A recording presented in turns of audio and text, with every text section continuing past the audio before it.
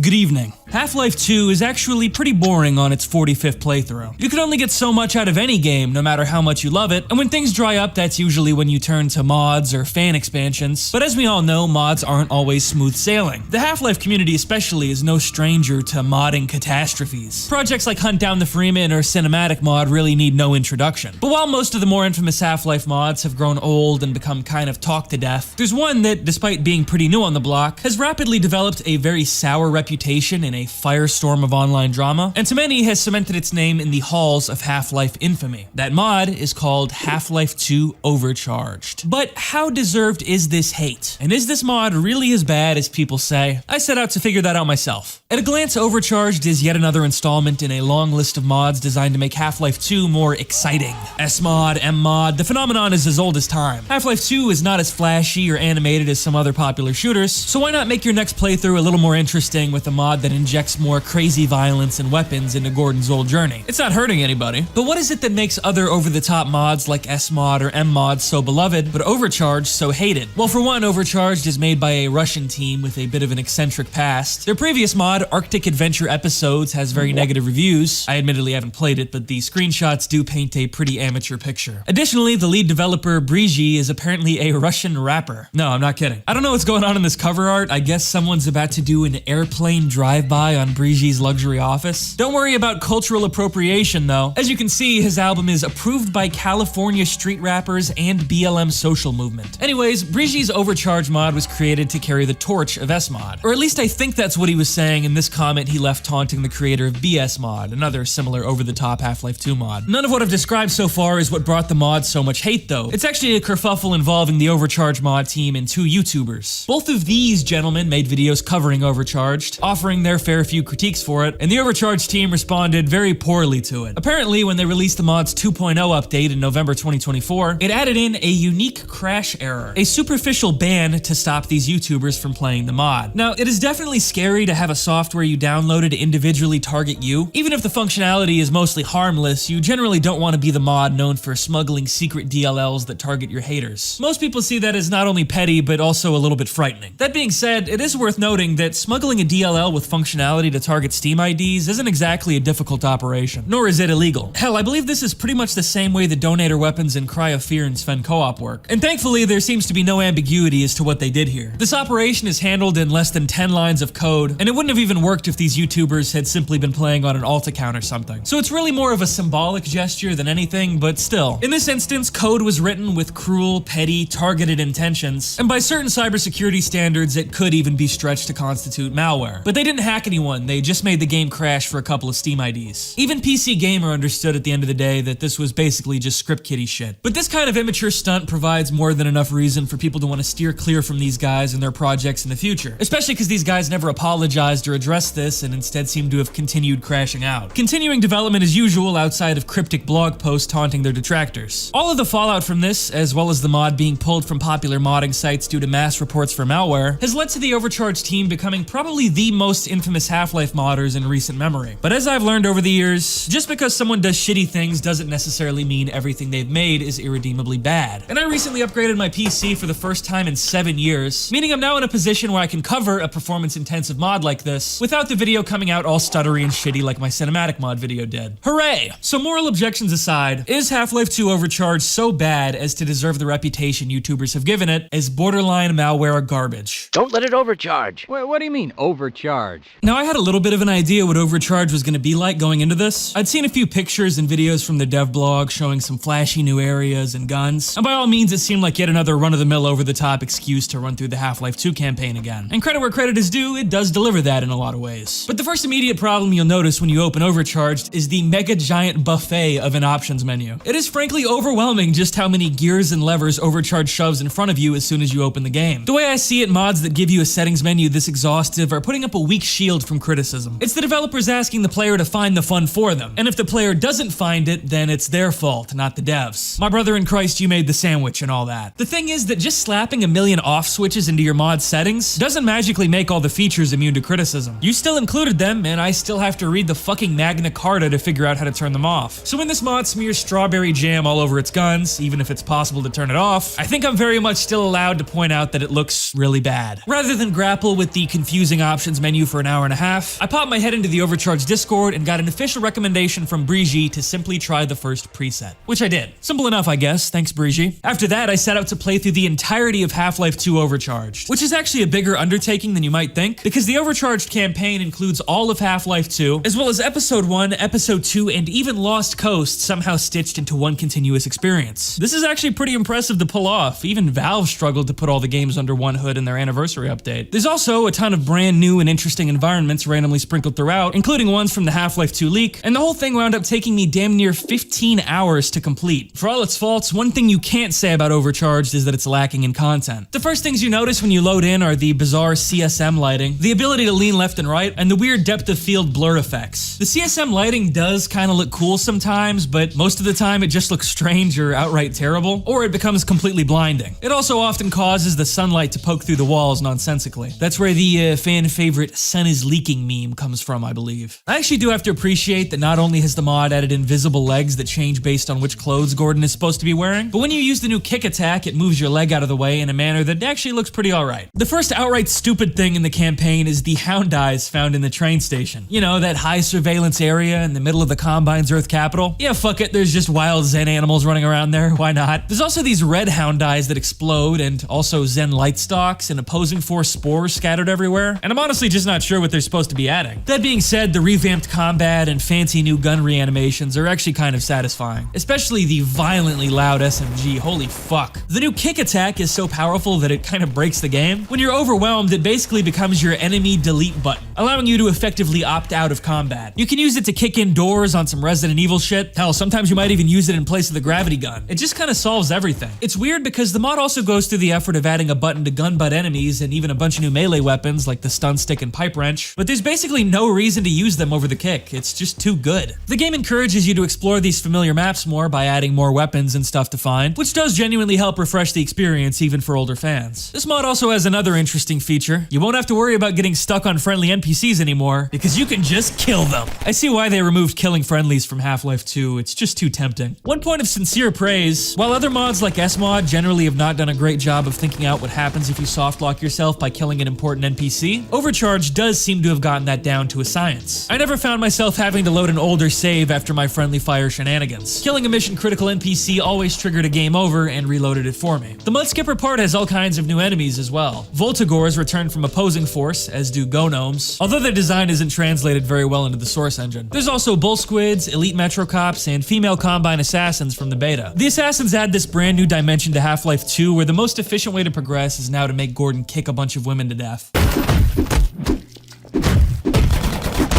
In the canals, you can take the mounted guns off their stands, which has some questionable balancing implications. Taking the Hunter Chopper gun with you means eventually the rebels will stop to graciously gift you this very special gun that you already have. And in Black Mesa East, Overcharged reveals a jaw-dropping gameplay enhancement. The ability to aim down sights with the gravity gun. This changes everything. There's no two ways about it. Ravenholm is a bit of a clusterfuck in this mod. It's one of the most fever-dreamy parts of Overcharged, packing in a ton of brand new areas to explore via cart rail and honestly get completely lost in. Scrapped beta areas like the lake return in a pretty cool way, and they even give you an excuse to visit it by stashing Grigori's Annabelle rifle there. Elsewhere, the subtle horror of Ravenholm is overwritten by something a lot more cartoonish, thanks to these flashy Call of Duty guns and the cheesy green Gnomes. I found it a bit disappointing you couldn't slice through them with the saw blades. That would have been a neat touch. The zombies in Overcharged seem to have also been thoroughly overhauled, by the way. You now see not only zombified refugees, but also zombified rebels and even zombified Metro Cops. The zombies' behavior and animations are also shaken up. Some of them now behave like the creepy slow zombies from Half-Life 1, some lumber around normally, and others emulate the zombines from the episodes. It's an interesting change that does in some regard give Half-Life 2 more mechanical depth. It might be an understatement to say that the Ravenholm mines have been massively expanded. The beta sequence featuring the Digger vehicle and the Big Mama pod has been restored, and it leads you up an elevator through another beta map, which in turn trails off into a Combine ambush set in the train yard from the cancelled Junction Point Studios Ravenholm game. Then you pass by the hospital from the cancelled Arcane Studios Ravenholm game, before finally wrapping back into the mines. There's also another optional area you can find in the mines that I'm pretty sure the Overcharged devs designed themselves. This big cliffside under an overpass with a cool foggy atmosphere. And although all these areas were a little confusing sometimes, they did make me feel like I was earnestly exploring in Half-Life 2 again. again, which is definitely a good and rare feeling. When you get to the coast, you start encountering new Combine soldier variants, some who go invisible and some who carry riot shields. Combined with some new enemy ambushes they've sprinkled in, it does make the soldier combat in the second half of the game a little bit less monotonous. And a shotgunner with a riot shield is quite a scary thing. The new weapons in the form of a Glock, MP7, sniper rifle, OICW, and even grenade launcher are also pretty fun. There's some new creatures you'll come across on the coast as well, like the Chargers from Half-Life 1's concept art, and the antline grubs and workers from Episode 2. As for the vehicles, you can now drive some of the Combine APCs laying around and even take the Tau cannon off the buggy, which is pretty neat. Nova Prospect is made way longer, probably double the length with all these new areas and arenas it takes you through. One of my favorite things I noticed here is what the mod calls dead man firing, where dead Combine who are falling to the ground will sometimes have their gun go off. It's just a really cool naturalistic effect that reminds me of GTA 4. You go up against this Combine guard guy with his big ass laser gun, and they add in the cremator too, but he's like a total bitch. You can just blow his ass away in like 3 shots. Unfortunately, I did wind up stuck in one of the new Nova Prospect areas, and I had to put on my Sherlock Holmes hat and no clip around. Turns out I was supposed to kill this gunship so its crash would blow open a wall, but the damn thing got stuck under the map, so I had the no clip to advance. The final chapters of Half-Life 2 become a complete bloodbath with all the new enemies and weapons Overcharged adds, and it's actually pretty fun. I normally would be against this kind of thoughtless enemy spam, but after playing through Overcharged Uprising and then looking back on how it was in the original game, I can't help but feel maybe Overcharged does have a point. Maybe there should have been more cool, unique combat encounters and monsters to fight during the climactic collapse of Earth's capital. Even the Gnome feels kind of fun and fitting here for some reason. This part of the game definitely deserved to be more exciting than just a sequence of striders and gunships to shoot down with rockets. Unfortunately though, I don't like the AK-47, which docks major points on a project like this. The AK-47 has to be good, and this one just isn't. Did you hear a cat just now?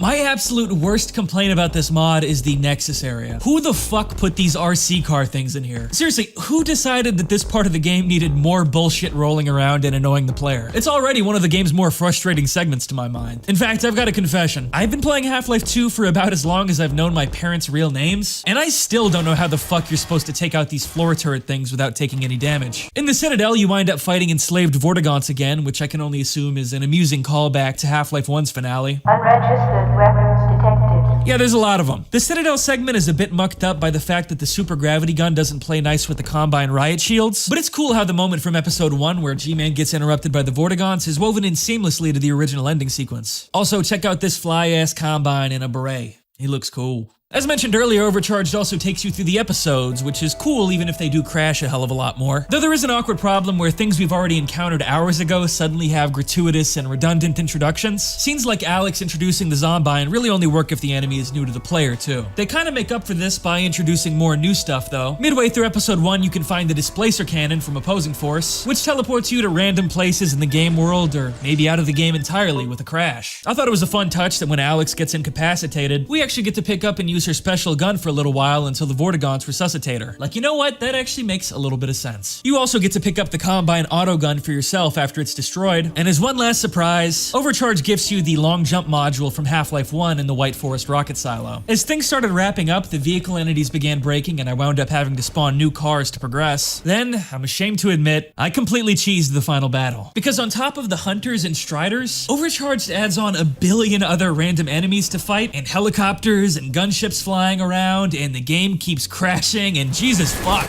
The crashes and immense difficulty spike together got so annoying to steer through that eventually I just got pissed off and spammed health kits in the console so I could move on with my life. I guess that means I have to surrender my hardcore Half-Life 2 player card, so here, you can take it. I'm sorry. So, all in all, what is my conclusion about Half-Life 2 Overcharged? Well, I'll say this, it's not like it doesn't wear its heart on its sleeve. It is certainly a zanier, more eclectic, and bombastic version of the game. It's unhinged and unstable, but I'm not sure what anyone else was expecting out of a mod called Overcharged. To critique this mod for being unbalanced or janky would be about as profound as saying that McDonald's isn't very healthy. No shit, man. For what Overcharged is trying to deliver, it does an alright job. The gunplay does make you feel like a badass sometimes. The new environments are interesting to explore. It's enjoyable in the same way downloading a bunch of bullshit in Gmod is. Yeah, it often gets buggy and crashy, but that doesn't really make it any less fun. If nothing else, I think mods like this help illustrate how well built of a structure Half-Life 2 really is. It's a concoction of a bunch of features people have argued would have made Half-Life 2 better for the last 20 years, crudely smashed into it, and lo and behold, all it really does is make the game schizophrenic and harder to take seriously. Having an arsenal so big that it's hard to even find the new weapons you're looking for doesn't really make the game feel better. The excess of returning returning elements from Half-Life 1 and Opposing Force honestly just feel bizarre and out of place. And the extra beta enemies and expanded non-linear level design just gets disorienting at a certain point. Playing the game this way feels like you ate too much sugar or something. But I actually appreciated it more as I played through. By the end, I couldn't help but appreciate the sheer dedication that went into cramming shit into every single nook and cranny of this campaign. I'm not sure I'd say I was impressed, but I was certainly entertained. So, does Overcharged ruin Half-Life 2? Well, kind of, yes, but not in any way other modders haven't already been doing for over 20 years now. And I'll admit, I'm hesitant to join in on totally dogpiling and running people like this out of town, even if they have made some very dumb choices, because at the end of the day, 21 years after Half-Life 2's release, there's only so many people left on Earth who are willing to spend as much time as the Overcharged team has, rolling around in the disgusting mud that is Source Engine programming. You don't implement scrapped enemy concepts like the Charger, or do any of this shit with the new maps, or create an original soundtrack if you're not an earnest Half-Life fan trying to make something cool. With stories like these, I also try to remember that these people are Eastern European. They wake up every morning in a region of the world so depressing to live in that Valve based the dystopia in Half-Life 2 on it. So, since the guys were nice enough to me when I popped in their Discord, maybe there's a chance I can get through to them. If the Overcharged team is watching this video is not meant to shit on your mod. In fact, I actually had quite a lot of fun with it. I know the title might make it seem like I'm arming people to dislike it, but it's actually only named this way because of the reputation it now has. There was a time where you put out your first trailer and people were genuinely very excited to see what you were working on. But now, a lot of people really don't like what you did with that Steam ID thing, and it's not solely because a YouTuber told them to feel that way. While I think the way people talk about the situation is a little melodramatic, it is your fault and nobody else's. When someone offers criticism or even not so nice words about something you made, you don't have to like it, but you do have to accept that as a fact of life. Not try to molest their computers with personalized crash messages. Everything would have been so much easier for you guys if you just took the odd mean YouTube video on the chin, rather than inviting another cycle of hate with this shit. To most people, you're now on track for secret malware to be the defining thing your mod is most remembered for. A bit like how Cinematic Mod is only remembered for its fully modeled cervix. But that didn't have to be the case, and it still doesn't really have to. You don't have to turn heel, you could attempt to admit fault and make right what's happened, and I'm sure some people would be willing to give you a second chance. It's not like there isn't an audience of people who appreciate stuff like Overcharged and want to see more things like it. I'm sure there are countless youngins out there who would love this experience if they weren't being told it was a virus. I mean, there are things about your mod even I enjoyed as a Half-Life 2 purist. That being said though, the sun is still leaking. Should probably do something about that.